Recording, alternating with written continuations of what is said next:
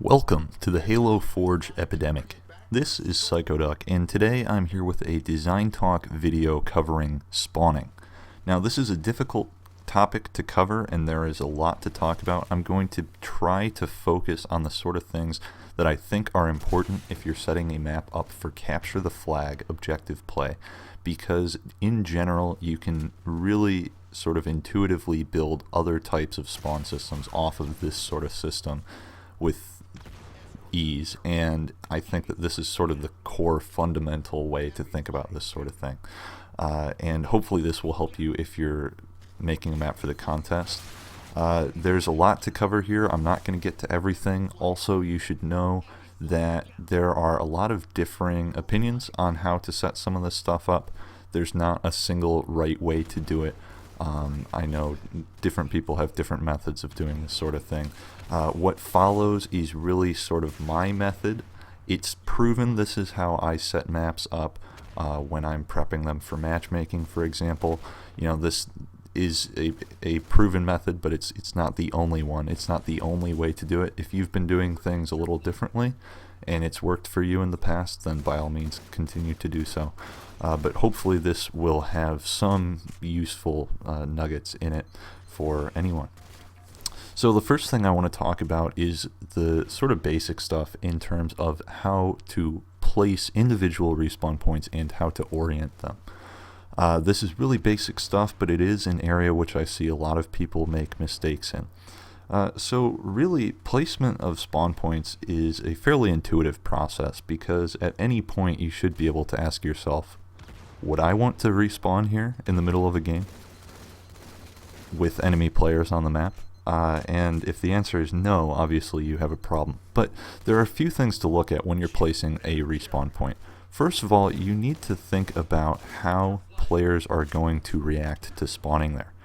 Immediately upon spawning, any player's first reaction is going to be to walk forwards. This means that if you have spawn points facing walls or at perpendicular angles to low cover or whatever, players are going to bump into it. Or if you have a respawn point right in front of a death pit, people are liable to walk right into it.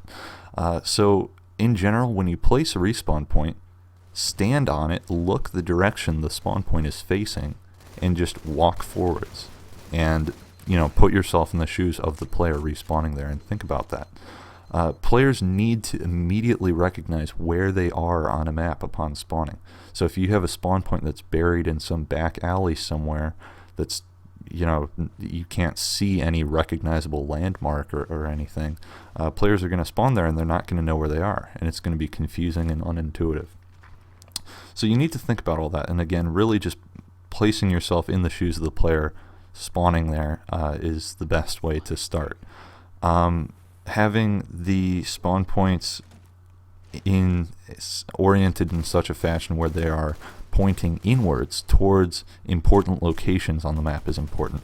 Sometimes people place spawn points on the outskirts of the map facing outwards, and that doesn't work. You don't want players, you know, if a player walks forward off spawn, they need to be walking towards something, right? So those are all things to think about. Another thing, more in terms of just where you place respawn points, is to think about how, you know, the spawn system will try to account for enemy lines of sight and teammate deaths and try to spawn you away from such things. But in general, if you place respawn points in locations which are inherently dangerous and which are commonly contested, it's going to give players bad spawns. Or if you place them in locations which are subject to very long lines of sight, it's going to spawn players there when it's not safe at times. The spawn system cannot always account for that. So trying to place respawn points in locations that are more inherently safe is important. In general, I avoid placing respawn points in the center of a map to begin with. I know that's not how everyone does it. I know on a lot of dev maps they have spawn points in the center of a map. And in general, as a player, when I find that when I spawn there, even if it happens to be safe, which it rarely is because the center of any map is often contested, but even if it happens to be safe and you spawn there, it's still like, why am I respawning in the dead center of a map? That's just not where it's not where you want to spawn 99% of the time. So I avoid that as well. I try to have spawn points in various locations around the outskirts of a map, facing inwards, in intuitive locations where players immediately spawn, don't run into walls, and immediately recognize where they are on a map. And I think that's all very important. So you also need to think about having multiple locations for players to spawn in that are safe. Obviously, you need enough different segmented locations where players can spawn so that they're not, spawning too close to one another in the action and whatnot. So moving on to talking about actual spawn systems, there's one thing to talk about first, I suppose, and that's the difference between static and dynamic spawning. So I think that's pretty simple, but in essence, dynamic spawning means that players are going to spawn anywhere on the map, wherever happens to be safest at the time, or rather wherever the game thinks is safest at the time, which is not always where is safest. And static spawning means that teams are locked to one side of the map. Now, static spawning is an absolute requirement in objective play. In Capture the Flag, if you spawn on the enemy side of the map, that is really bad. You can't let that happen. But in Slayer, there are arguments for some circumstances you want to have dynamic spawns, some circumstances you want static spawns. My personal opinion is that on symmetrical Slayer maps, you want static spawning because it keeps the sort of my side, their side design going. A lot of symmetrical maps, if they have dynamic spawning, a team is liable to make an effective push on the enemy players, only to have the enemy players start, the spawns flip and the enemy players start spawning behind them. I think that invalidates the efforts of the successful team in making that push when the area that they are pushing into and controlling is no longer worth controlling because the enemies are now spawning behind them. But there are perfectly valid arguments for having dynamic spawning on symmetrical Slayer maps as well. It's really a personal preference thing. There are, again, with all of this stuff I'm talking about here, there's no single right way to do it. There are multiple ways to do it. But in objective play, in Capture the Flag, absolutely 100% of the time, static spawning, period. So, so I'm not going to talk about individual spawn zone weighting here. I don't know off the top of my head how much weighting value each spawn zone has in Halo 2 Anniversary. I've been making spawn systems in Halo 3 and Halo Reach and Halo 4 and in H2A. It changes every game. I can't keep it straight. That's not what I'm going to talk about, but I am going to talk about more of the theory behind how you do it. So if you're not really familiar with how spawn zones work, effectively they are just putting weighting on different spawn points. So if you have a group of spawn points which you want to be used more commonly, you want to apply extra weight to it. Or if you have a group of spawn points that you want to be used less frequently, you want to apply negative weighting to it, which you do with anti-respawn zones. So first things first, you need to know how to set up a static spawning system and relegate red team to spawning only on the red side of the map and blue team to spawn only on blue side of the map. So there are two different ways to do this. First of all, you can color the respawn points. If you make a respawn point owned by the defenders, it will only be spawned on by red players. And if you make it owned by the attackers, it will only be spawned on by blue players. And of course that flips in one-sided modes each round. But so that's one way to do it, and that's guaranteeing static spawning. But if you have a map where, let's say, you want dynamic spawning present in Slayer, but you want static spawning present in objective modes, then you can't color all the spawn points because then they'll be static in Slayer as well. So while I think that the coloring respawn points is sort of the best way to guarantee static spawning, it's not always practical. So the other way is to use forced respawn zones. So if you have a red force respawn zone over all of red side and a blue force respawn zone over all of blue side, in theory it will create that static spawning. However, the spawn zone weighting is goofy in H2A, and in general I think it's a safe bet to stack a few force respawn zones over each side, and maybe even an anti-force respawn zone over each side. So if you have an anti-force respawn zone for red team on blue side and vice versa. For some reason the force respawn zones don't actually force, they just apply a pretty hefty weighting, but it's possible to break out of those, so make sure you stack those if you're doing static spawning. So when setting up the actual spawn zones themselves, I like to think of each side of a map being divided into 3 different sectors. So you have the backfield, which is of course the most far back spawning locations. You have sort of the midfield, and then you have the forwardmost spawns.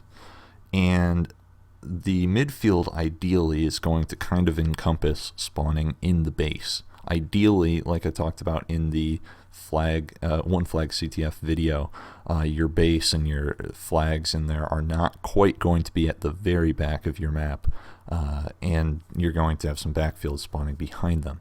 So what I like to do is, under normal circumstances, this is just with the basic zones, I like to have little influence on the backfield spawns, a little bit more influence on the midfield spawns, and then the most influence or weighting on the forward spawns. And what that does is, obviously the forward spawns are going to be the most often contested, the most dangerous. So as those those areas become more dangerous to spawn on, the game is going to realize that there are people dying there and there are enemy lines of sight there and whatnot, and it's going to apply its own negative weighting to those areas. And when that happens, then players are pushed to spawn back. But when those areas are safe, if you set up the weighting this way, then players will spawn there. So to set up that kind of weighting, excuse me, to set up that kind of weighting, you can either use like weak respawn zones stacked over the forward spawns, or you can use weak anti-respawn zones stacked over the backfield and the midfield spawns. So, they stack. Maybe you want to have like 3 weak anti-zones stacked over the backfield spawns, and then 2 weak anti-zones stacked over the midfield spawns, and then no zones over the forward spawns. So that kind of, keeps players spawning as close to the action as possible. It encourages players to spawn further up, but if those spawns become too dangerous, then they get naturally pushed back. And of course, that's going to change a little bit depending on your map, but that's kind of the basic way I like to look at it. So the next thing to talk about then is actual flag away zones. So to set up flag away zones, obviously you'll use the CTF flag respawn zone away label on these zones, and these of course activate when the team that the spawn zone belongs to, when that team has their flag pulled. When their flag isn't at their base, these spawn zones and the weighting they provide become active. So you have to be careful with flag away zones, because if you're just going to leave your standard spawning, like what I just talked about, setting up active when the flag is away, it's going to encourage players whose flag has been pulled to spawn too far up the map. If your flag is pulled, you shouldn't be spawning in a location that allows you to cut off that pull immediately. You should have to work for it. So I like to have the flag away zones set up so that the backfield spawns are almost unusable.